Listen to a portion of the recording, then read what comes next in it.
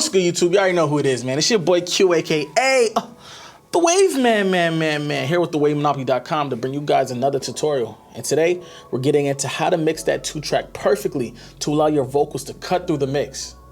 You already know what time it is, man. Look, let's get into this bang, dang, yeah! What's good, everybody? Welcome to another Wave Monopoly tutorial, and today we're going to be getting into how to manipulate that 2-track in order to allow your vocals to rise and fit in cohesively with the overall mix. Now, first of all, what's a 2-track? A 2-track is basically any instrumental that you'll get off of YouTube, a producer will send you.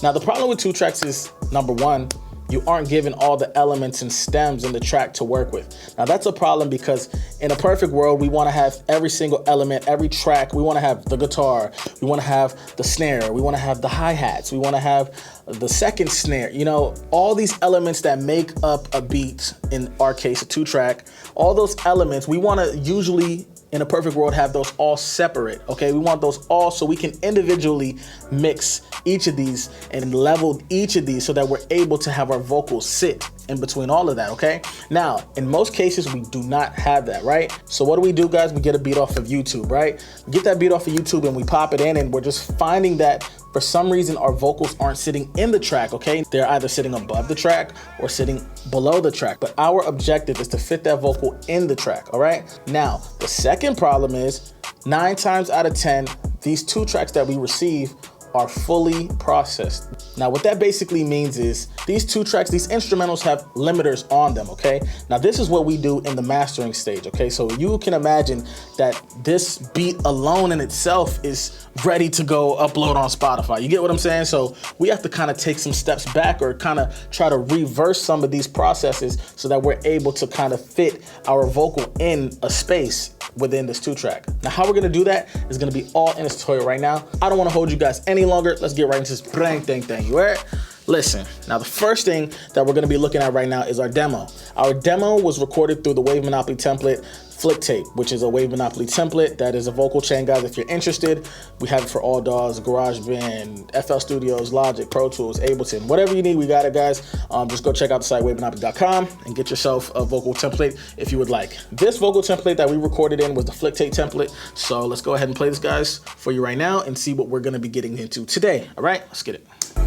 I be really in these streets so hard. This can't act like they don't remember me. How many streets going hard to the tip top? My chick tip top, and she really put that on that drip drop. All right, as you can hear, this vocal is properly cutting through the mix, but as you can see, we are working with a 2-track. So how did we do this? Let's go ahead and strip this down and let's get into it, all right? Now, the first thing that we mentioned earlier were these 2 tracks were already processed down to the T, which means these instrumentals were already mastered and limited, compressed, all type of different processes were already done to this 2-track. So we want to start to kind of reverse these processes. The first and very first thing you're always going to want to do when you're dealing with mixing vocals into a 2-track is going to be gain staging this actual 2-track. So, all right, now what we're going to be seeing is this 2-track is already going to be hitting 0. Which means it is hitting that threshold that you're gonna wanna be uploading music to on streaming platforms, which means it's maximized. Anything that starts to go above that will start to begin to introduce distortions and all type of different harmonics that more than likely become unpleasant to the ear. So we don't want any of that coming into our mix. So what we first wanna do is gain stage, okay? Now, gain staging doesn't mean, oh, just turn down your beat. Just turn it down using the fader. Just turn it down. We can't just turn it down because by doing just a volume change will only affect after all the inserts in that vocal chain or this 2-track chain, okay? So that's saying, okay, turn down the volume after all these processes, okay? Now, we can't do that. We cannot do that because say we add an EQ and some compression. Now, as we start introducing each of those effects, we might start to introduce distortion because we know when we EQ, we're basically raising the volume of different frequencies. So what we want to do is gain stage before we even start adding any effects. So what we want to do is use a gain plugin, okay? In our case, in Pro Tools, we have one called Trim. So what we went ahead and did was brought that down to -13, about -13. Now what this is gonna do, guys, is give us headroom, proper headroom, to be able to start affecting this 2-track without introducing distortions. So that's the first thing we're gonna wanna do, guys. Gain stage. First thing you wanna do. The second thing that we're gonna wanna do is introduce something called a transient shaper.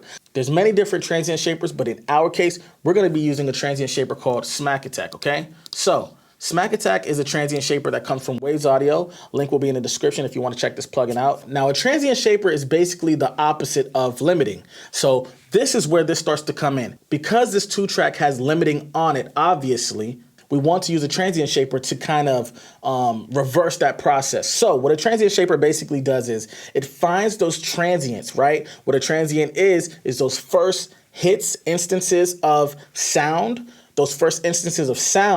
what it does is it takes those and enhances them, okay? So what that allows to happen is the snares, those percussion elements, the kick drum, the hi-hats, it allows it to stand out more forward into the beat, and it allows the music to kind of sit backwards. Now, why that's important is because now, since we are kind of separating those two elements, we're able to sit the vocal somewhere in the middle, okay? That's the concept between all of that. So,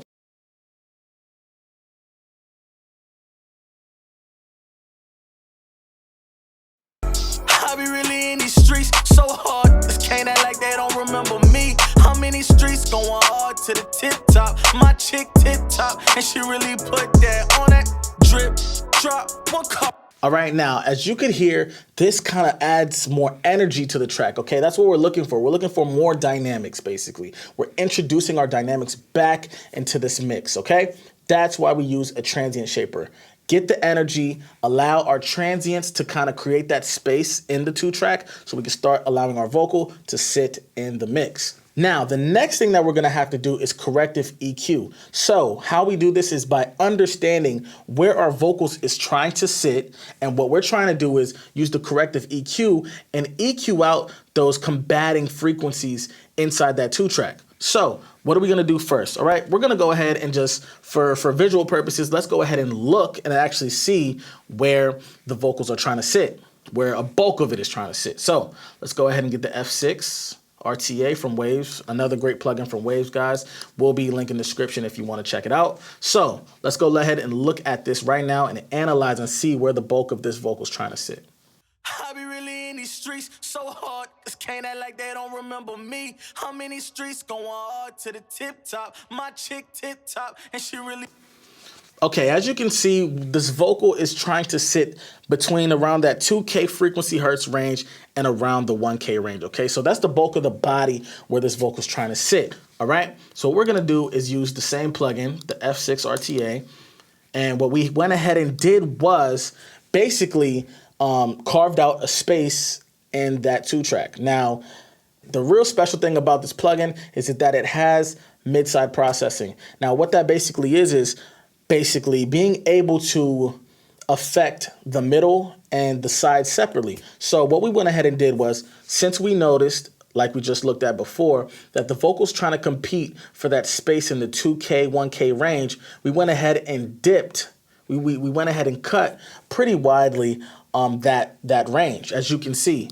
So what we went ahead and did was we did a dip of -3.5, which is a lot, but in this case, because the bulk of the body of those claps and those percussions and just that mid-range is fighting for this position. So what we went ahead and did is curved this out. So we did a -3.5 cut at about the 1300 range, as well as the 2200 range as well. Now, we went ahead and clicked mid. We're only affecting the mid. We don't want to affect the whole stereo image, okay? We just wanted to affect the middle. So that's what we went ahead and did. We carved out that space using the F6, the mid, the middle, and we took out about that 2000 to 1000 hertz range. Now just listen how it just brings a certain clarity as we take out that range in the 2-track. Let's get into it. Off and then on. I be really in these streets so hard. This can't act like they don't remember me. How many streets going hard to the tip top? My chick tip top, and she really put that on that.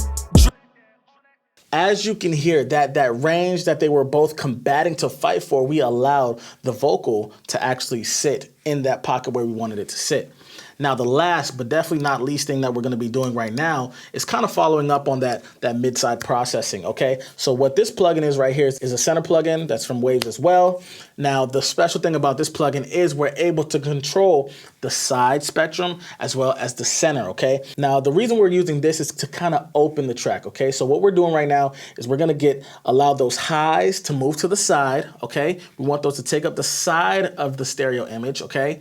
And then we want the center, the low frequencies, to sit more in the center, okay? And kind of allow our vocals to then squeeze in the middle, okay? Kind of find that space in the middle. High frequencies to the side, low frequencies hitting towards the middle, getting rid of that mud, and allowing a space for our vocals to sit. As you can see, we put our lows, we let those go towards the center. We're starting to push those to the center. Our highs towards the sides, and then our punch, our kicks, those transients, we want those to be in the center as well, okay? And what we went ahead and did was brought our center, we pulled those back by negative 2.1 dBs, and then we brought our sides up by 2.1, okay? Now what this did was created that space. Let's go ahead and listen with it off and on. I be really in these streets so hard, this can't act like they don't remember me. How many streets going hard to the tip top? My chick tip top, and she really put that on that drip, drop, one call to make that. I be Now, as you can hear, after all 3 or 4 of these effects were placed onto this 2-track, it allowed, real subtly, but it allowed our vocals to cut through and sit within this mix. And that's the overall goal that we're trying to go for when it comes to mixing our 2-track with our vocals. You already know what time it is, man. You know who it is, man. It's your boy, Tudor. You know who I am, man. Stop playing with me, man. Dunzos!